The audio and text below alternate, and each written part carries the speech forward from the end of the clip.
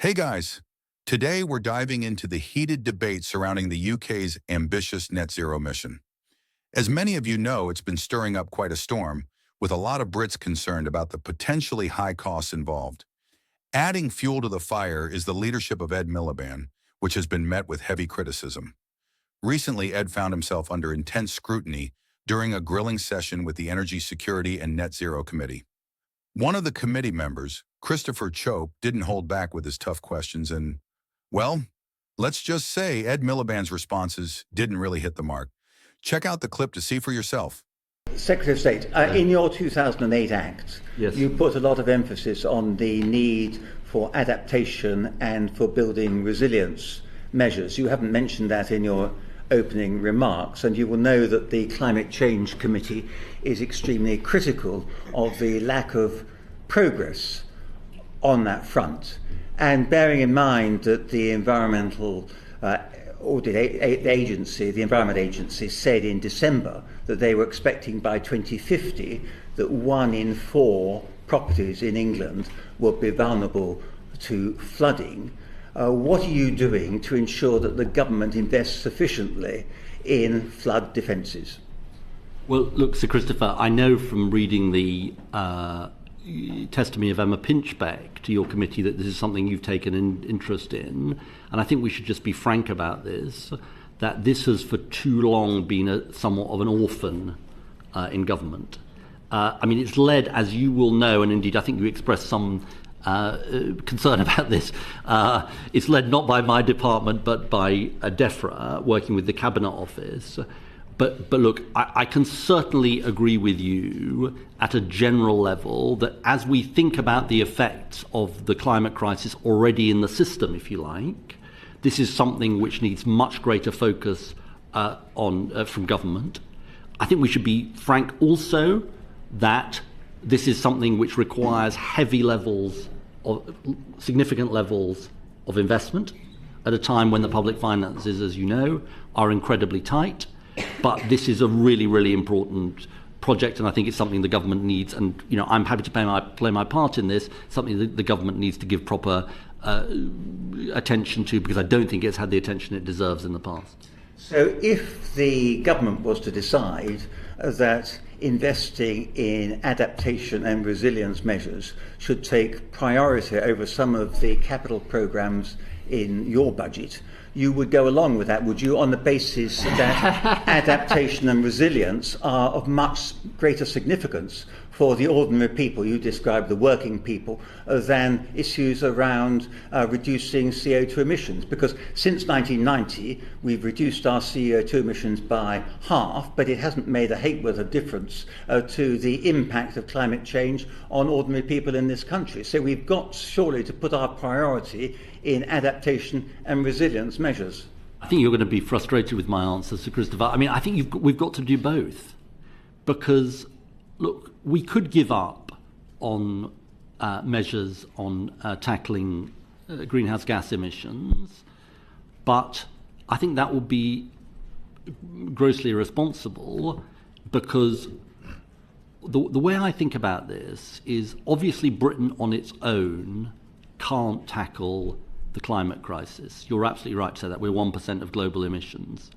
But the decisions we make have a massive effect on our ability to influence others to also act.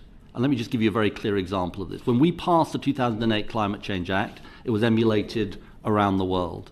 So it didn't just have an effect in Britain, it had an effect elsewhere. I think there's something like 25 other equivalents of the Climate Change Committee in different countries of the world. If we achieve clean power by 2030 as the mission of our government, it will send a message to the rest of the world about what is possible. So it's a frustrating answer to you, but I don't think there's any other option, and I don't think there's any other responsible option other than doing both of these things. But you're ducking in the question about adaptation and resilience, because we used to be global leaders in adaptation and resilience, and the Climate Change Committee says that we have fallen behind on that. And you are not prepared to, it seems, to say publicly that you believe that adaptation and building resilience is and should be a top priority, because back in 1953, as you will recall, wasn't around in 1953. Not suggesting you were actually. In the Netherlands, there were 2,000 people killed as a result of flooding. We've got similar problems now in the United States, masses of people being killed as a result of the consequences of climate change.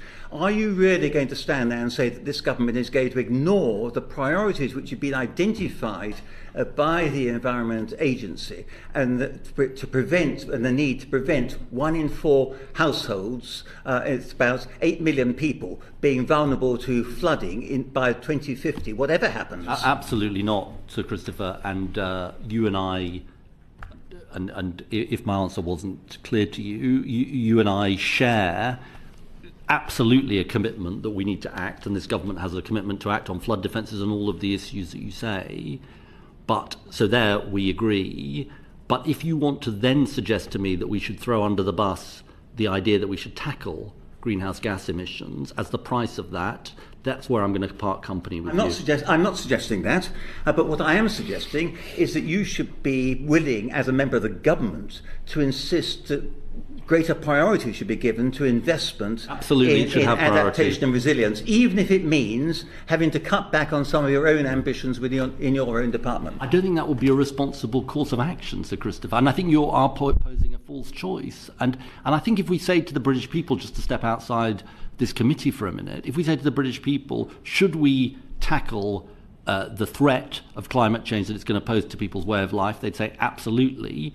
But if we also said to them, in adapting to that threat, we're going to not do anything about the threat growing bigger and bigger, i.e. therefore making the need for adaptation more and more expensive, they'd say, well, that can't be right. I mean, that's the whole point here, which is, and this is, if you like, the starting point for much of our discussions. The key insight of Nick Stern in the 2000s, the Stern report, was the costs of not acting on climate change are greater than the costs of acting. Thank you very much. Yeah.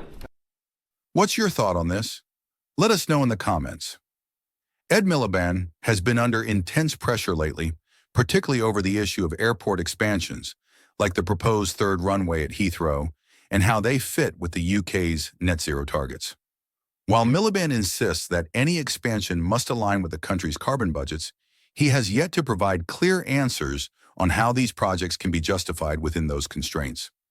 The questioning at the Net Zero Committee likely revolved around these issues, but without more specifics, it's hard to say exactly what went down. One thing is clear, though.